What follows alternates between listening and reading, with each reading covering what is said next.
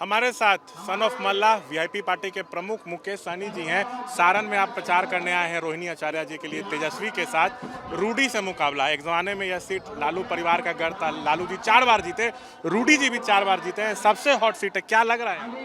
नहीं देखिए, अभी पूरा बदलाव है। देखने में कितना बड़े संख्या में इतना धूप में युवा शक्ति हमारे साथ है और इस बार किसी का नहीं चलने वाला।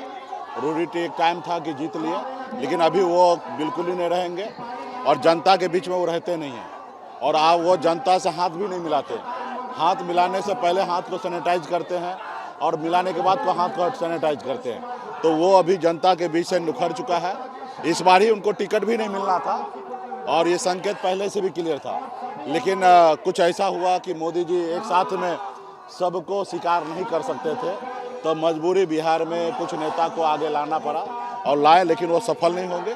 चुनाव यहाँ पे रोहिणी आचार्य जी बड़ी संख्या में मत से यहाँ पे जीतेंगे। हर किसी का चाहती है, सब लोग अपने बहन मान लिए हैं। और आपने देखा ना, जब हम लोग बचपन में सुनते थे कि अगर बेटा हो तो सरवन के जैसा हो, और यहाँ का आवाज़ है जनता के बीच में, बेटी हो तो रोहिणी आचार्य जी जैसा हो, जो माँ बाप के लिए कितना त्याग बलिदान देने वाली है। तो ये सब एक एक जनता के बीच में पता है और पूरे देश के लोगों को लालू जी को पसंद करते हैं। छपरा के जनता हो या बिहार के हर कोने कोने में लालू जी का एक अपना प्रभाव है और यहाँ पे उनके परिवार से सुपुत्री चुनाव लड़ रही है रोहिणी आचार्य जी। सब लोग मजबूती से लगे हुए और एक एक करके वोट देंगे और जीतेंगे यहाँ पे। तेजस्वी बार बार कह रहे हैं कि पीएम मोदी मुद्दों की बात नहीं कर रहे हैं। सही बात है ना, अभी उस मुद्दे को उठा नहीं, सही बात है ना। देखिए, चुनाव के टाइम में क्या बात होना चाहिए? यहाँ पे विकास की बात होना चाहिए। लोगों का आपने जो वादा किया वो आपने पूरा किया कि नहीं किया, कितना पूरा हुआ, कब तक पूरा कीजिएगा, ये बात चर्चा होना चाहिए। अब बताइए, चुनाव में हिंदू मुसलमान, मंदिर मस्जिद, गाय भैंस, मंगलसूत्र, ये सब चीज़ अनाप शनाप आप भाषण दे रहे हैं, जिसको जनता से कोई लेना देना नहीं है। जनता को, युवा को देश में आप कितना नौकरी दिए हैं वो बात करना है, विदेश से काला धन कितना लाए वो बात करना है, किसान का आय दुगुना हुआ कि नहीं हुआ उस पर आप चर्चा कीजिए। आप अनाप शनाप बात कर रहे हैं तो वो कहीं ना कहीं देश के प्रधानमंत्री के पास मुद्दा नहीं है। वो उनको समझ में आ रहा है कि हम यहाँ पे चुनाव में बिल्कुल ही नहीं है, तो इसलिए ऐसे ऐसे बातें कर रहे हैं। अब बताइए, समाज को बांटने वाला राजनीति होगा, सरकार करेंगे?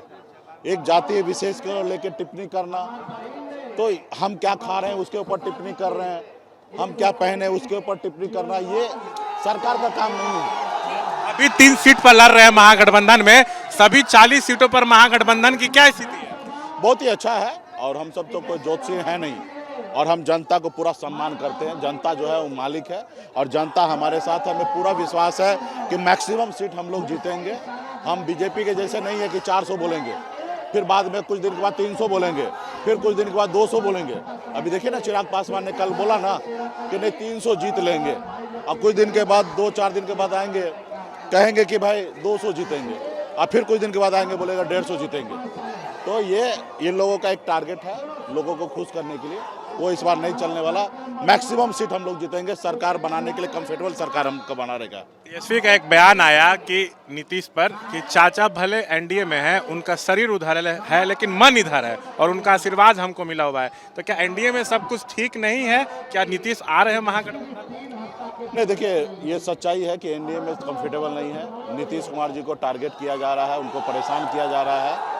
और आप भी देखा होगा रोड शो में किस तरीके से नीतीश जी को अपने बराबरी में नहीं रख के एक स्टूल पे चढ़ा के नीचे रख दिया गया, खुद स्टूल पे चढ़ के ऊपर चला गया, फिर हाथ में कमल का तीर दे दिया गया कि आप कमल के लिए प्रचार कीजिए। तो तमाम ऐसी चीज़ें जिससे नीतीश जी अनकंफर्टेबल महसूस करते हैं। तो और मोदी जी बदला ले रहे पुराना, जिस समय में नीतीश जी ने उनके खाने का जो नौता भोज था वो ठुकरा दिए थे, कैंसिल कर दिए थे, वो सब बदला ले रहे। तो कंफर्टेबल नहीं है और मुझे पूरा विश्वास है वहाँ कंफर्टेबल नहीं है। ये चुनाव के बाद नीतीश जी फिर निर्णय लेंगे और हम लोगों को आशीर्वाद देंगे। हमको लगता है कि हम लोगों को आशीर्वाद देंगे क्योंकि वो सामाजिक न्याय वाले लोग हैं। आपका आरक्षण का मांग था, तो इंडिया गठबंधन की सरकार बनती है तो निषाद समाज को आरक्षण मिलेगा? निश्चित तौर हमारी अपनी सरकार बनेगा, हम मांगेंगे क्या? हमारी सरकार होगा और आरक्षण होगा, हम मांगेंगे क्या? हम सरकार का हिस्सा होंगे एससी में, क्योंकि हमारे समाज को बंगाल में एससी का आरक्षण मिला है, दिल्ली में एससी का आरक्षण मिला है, तो हम चाहेंगे कि बिहार में भी मिले और हमारी सरकार बनेगा, लागू होगा। केजरीवाल कह रहे हैं कि पीएम मोदी एक नीति बनाए कि जो 75 साल का बीजेपी में हो जाएगा वो न संगठन में रहेगा न सरकार में। नरेंद्र मोदी जी अगले साल 17 सितंबर को 75 के हो जाएंगे तो वो रिटायर हो जाएंगे और अमित शाह को पीएम बनाएंगे। लेकिन अमित शाह के राह में सबसे बड़ा कांटा योगी है, इसलिए 1-2 महीने में योगी को सीएम पद से हटा दिया जाएगा। देखिए, ये सब तो केजरीवाल जी कहे हैं, ये बात सही है कि लाल कृष्ण आडवाणी जी को यही बोलकर साइडलाइन किया गया था। 75 साल का उम्र को लेके हमारे देश के बड़े नेता रहे लाल कृष्ण आडवाणी, उनको साइड कर दिया गया, लेकिन मोदी जी इसको फॉलो नहीं करेंगे।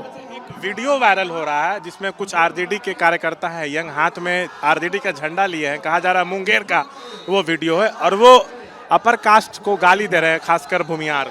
बीजेपी कह रही है कि यही आरजेडी का चाल चरित्र चेहरा है। जब जो चीज़ वीडियो बन गया तो मान लीजिए कि ये बीजेपी वाला करवाया होगा। वीडियो बना के आज की तारीख में बिहार में ऐसा नहीं है कि कोई बैकवर्ड किसी अपर कास्ट को गाली देगा। पर्दे के पीछे चुपचाप किसी को गाली दे दे, हम बात समझ लेंगे। अब वीडियो बना रहा है तो इसका मतलब है कि बीजेपी वाला ही बनवाया होगा, ताकि समाज में भाईचारा जो बना हुआ वो टूटे, वो लड़ाई हो। तो इसके लिए तो भाजपा सबसे आगे रहता है ना। अब देखिए ना, अराजकता फैलाने के लिए अनंत सिंह को जेल से ले आया, चुनाव के समय में ले आया। जो नीतीश कुमार जी का यूएसपी रहा, न हम फंसाते हैं न बचाते हैं, ये वही फंसा है वही बचा रहे हैं। तो ये लोग अभी पूरी तरीके से जनता के बीच में से उखड़ चुका है।